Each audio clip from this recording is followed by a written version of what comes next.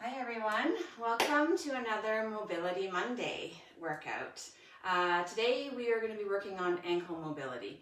The reason we want to work on ankle mobility, it might seem like not a big deal, who cares if your ankles have mobility, but it directly impacts your squat.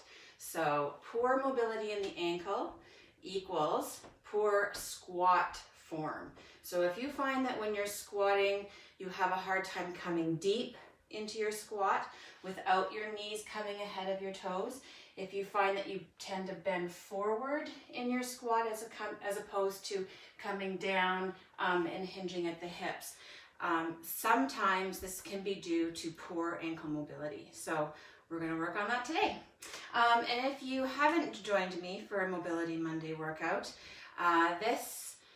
the reason that we do mobility, so what is mobility? You might be asking if you haven't joined me before. But mobility is the ability of our joints to go through their full range of motion with ease and without pain.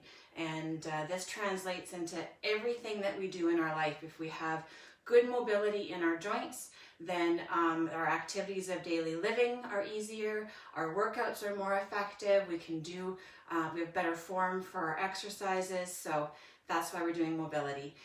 It's different than flexibility. Flexibility focuses on muscles and increasing the length of a muscle.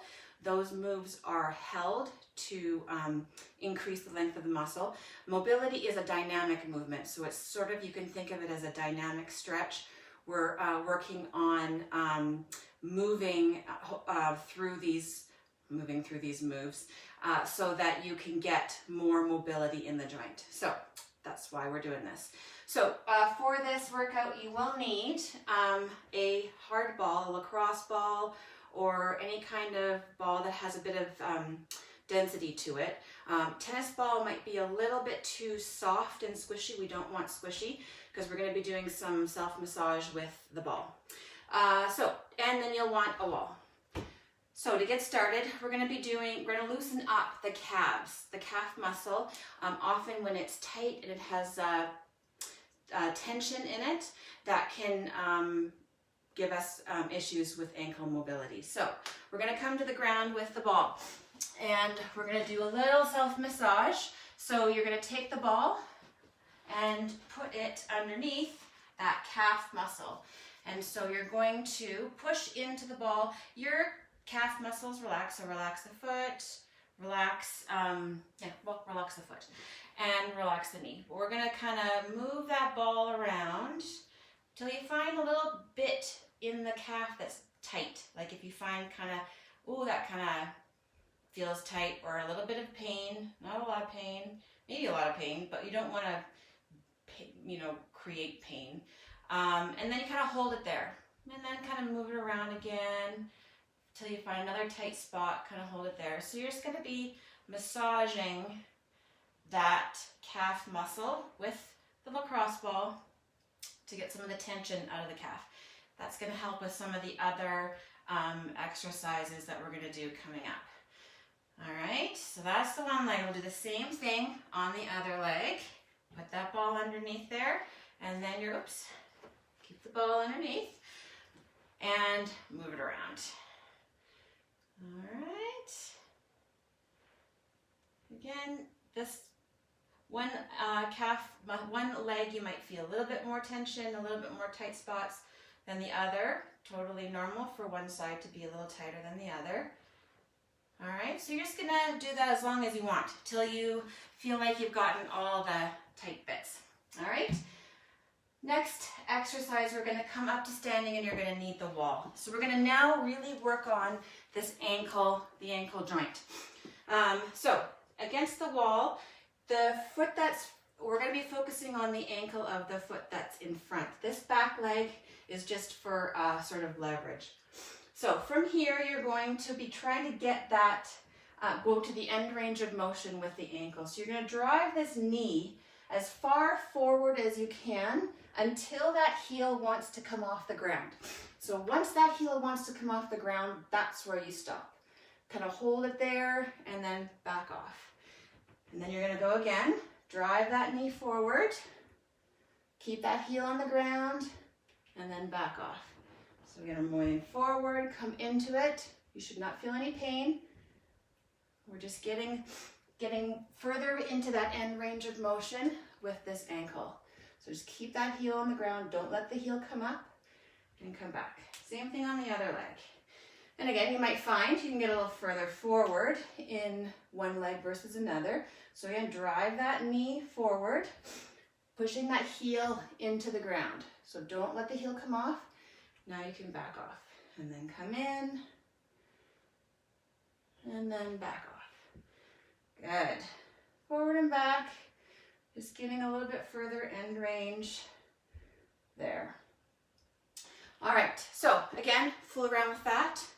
Do it as often, or you just want to hold it for about 10 seconds before you back off. I was doing it a little quicker just for these purposes, for the live purposes. Okay, so the next one that we're going to do is piggybacking onto this wall one. We're going to get the end range of motion while also adding in some stability. So we're going to activate the muscles around the ankle while we're getting into that end range of motion. So you're going to come to a kneeling position. From here, we're going to do that same thing that we did against the wall. You're going to drive that knee forward till the heel wants to come off the ground. Once you get to that end range of motion, you're going to hang out here. What we're going to do is we're going to do dorsiflexion and plantar flexion. I did that opposite. Plantar flexion, dorsiflexion. So we're going to work at moving, activating the muscles that help with plantar flexion and dorsiflexion. So basically, you're going to imagine your foot is on, you're driving, your foot's on the gas. So you're going to press into the floor like you're pressing on to the gas pedal of a car while I'm holding this end range of motion. So I'm pushing my foot into the floor. Now release. Now I'm going to act like I'm pulling my foot off the gas. So now I'm trying to lift my foot off the ground, like I'm trying to pull out, take it off the gas, and I'm still pushing into this end range of motion. Now relax. All right, so just keep in that end range of motion, push the foot into the floor, and then relax, and then pull the foot off the floor. And then relax. And maybe I can come a little deeper into this now that I've done that. Push the foot into the floor, relax, pull the foot off the floor. So you probably, you can see that my foot is not actually coming off the floor. I'm just acting like I'm trying to get my foot off the floor. So I'm trying to pull the foot forward and then push it to the ground, back and forth. Okay, and then you'll do the same thing on the other side.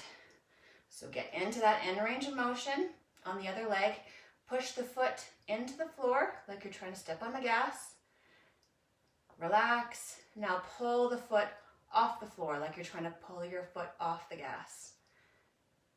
Good, relax, and again, push, all while I'm in that end range of motion, and pull. Good. Push and pull. And you can see my hands are here for leverage. If you feel any pain in the knee, you should be able to just have your hands for leverage. But again, if this is a painful position to be in on your knees, just stick with the wall variation until you get a bit more of that mobility in the ankle, and then you can progress from there. All right, well, that was a quick one. Ankle mobility, there's really only a few things. You just want to work at getting into the end range of motion, and you should find that the more you work on your ankle mobility, the better your squats, your form will be. You'll be able to keep the knees and hips and back in alignment in order to do a proper squat. So comment or send me messages if you have any questions. And thanks for joining me for another live video for Mobility Monday. We'll see you next time.